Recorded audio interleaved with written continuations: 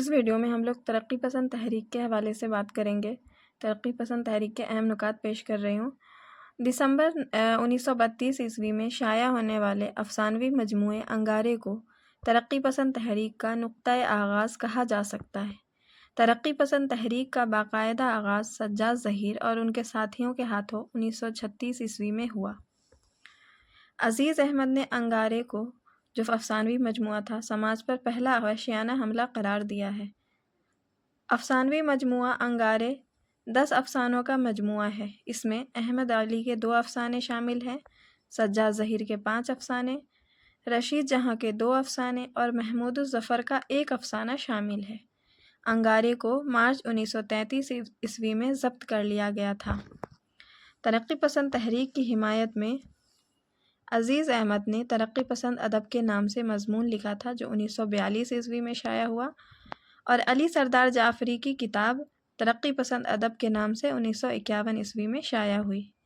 ترقی پسند تحریک کو اولین فکری اساس اختر حسین رائے پوری کے مقالے ادب اور زندگی نے فراہم کی۔ یہ رسالہ اردو میں 1935 عیسوی میں شائع ہوئی۔ اس ادبی حلقے میں سجاد ظہیر، ڈاکٹر دین تاثیر، ملک راج آنند، ڈاکٹر جیوتی گھوش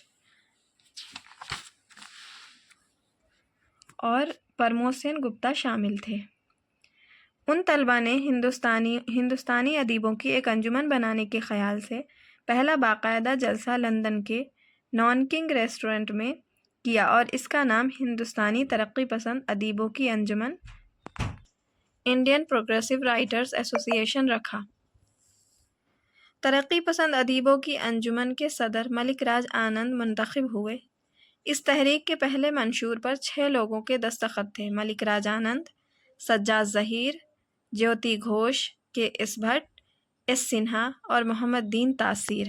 اس پہلے منشور کو ہندوستان میں سب سے پہلے پریم چند نے خوش آمدید کیا اور اپنے رسالہ ہنس میں شائع کرکے ایک اداریہ لکھا تھا۔ ترقی پسند ادیبوں کی پہلی کل ہند کانفرنس 1936 عیسوی میں لکھنؤ میں منعقد ہوئی اور اس کی صدارت پریم چند نے کی تھی۔ دوسری کل ہند کانفرنس 1938 عیسوی میں کلکتہ میں منعقد ہوئی، جس کی صدارت ملک راج آنند نے کی تھی۔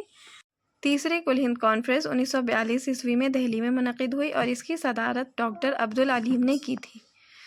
چوتھی کل ہند کانفرنس 1945 عیسوی میں حیدرآباد میں منعقد ہوئی اور اس کا افتتاح سروجنی نائیڈو نے کیا تھا۔ پانچویں کانفرنس 1947 عیسوی میں لکھنؤ میں منعقد ہوئی۔ چھٹی کانفرنس 1949 عیسوی میں بھیمڑی، ممبئی میں منعقد ہوئی اور اس کی صدارت رام بلاس شرما نے کی تھی۔ ساتویں کل ہند کانفرنس 1952 عیسوی میں منعقد ہوئی دہلی میں اور اس کی صدارت کرشن چندر نے کی تھی۔ آٹھویں اور آخری 1956 عیسوی میں منعقد ہوئی تھی حیدرآباد میں۔ حیدرآباد میں منعقد ہونے والی 8ویں کل ہند کانفرنس کے بعد اسے 1956 عیسوی میں ختم کر دیا گیا تھا۔ ترقی پسند ادب کی مخالفت میں پہلا مضمون نیا ادب کدھر جا رہا ہے کے عنوان سے نواب جعفر علی خان اثر لکھنوی نے لکھا تھا۔ ترقی پسند ادبی تحریروں کی سب سے بڑے معترض اور نکتہ چینی کرنے والے پروفیسر رشید احمد صدیقی تھے۔ رشید احمد صدیقی کا قول ہے کہ ادب سنت اللہ نہیں کہ اس میں تبدیلی ناممکن ہو۔